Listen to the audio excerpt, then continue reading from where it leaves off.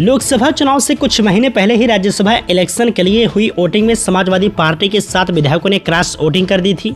इन विधायकों की पाला बदल के चलते भाजपा के एक अतिरिक्त उम्मीदवार को भी जीत मिल गई थी।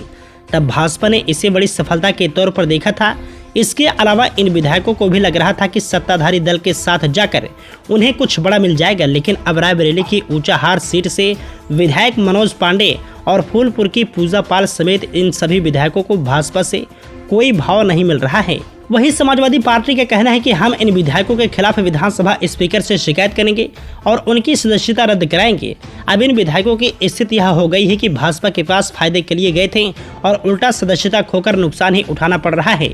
यदि इन विधायकों की सदस्यता गई तो यह बड़ा नुकसान होगा, क्योंकि राज्य में विधानसभा चुनाव में अभी पूरे 3 साल का वक्त बाकी है। इसके अलावा लोकसभा चुनाव में भी इन लोगों को टिकट नहीं मिला।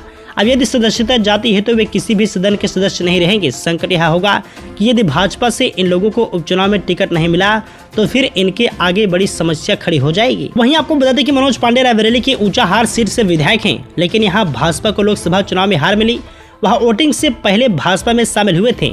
इसके अलावा पूजा पाल, राकेश पांडे, विनोद चतुर्वेदी, आशुतोष वर्मा और अभय सिंह जैसे विधायकों की सीट पर भी भाजपा को जीत नहीं मिली है। कहा जा रहा है कि चुनाव नतीजों के बाद से ही भाजपा इनके संपर्क में नहीं है, जबकि सपा अब एक्शन मोड में है। खुद अखिलेश यादव कह चुके हैं कि धोखा देने वालों को माफी नहीं दी जाएगी।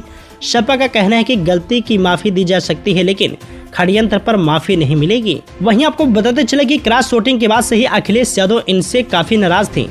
खास तौर पर मनोज पांडे को लेकर उनकी नाराजगी अधिक थी।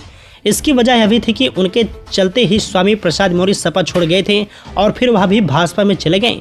गौरतलब है कि पूजा पाल ने तो कई बार योगी आदित्यनाथ की पहले तारीफ की थी, उसके बाद से ही उनकी भाजपा से करीबी होने की चर्चाएं भी थी।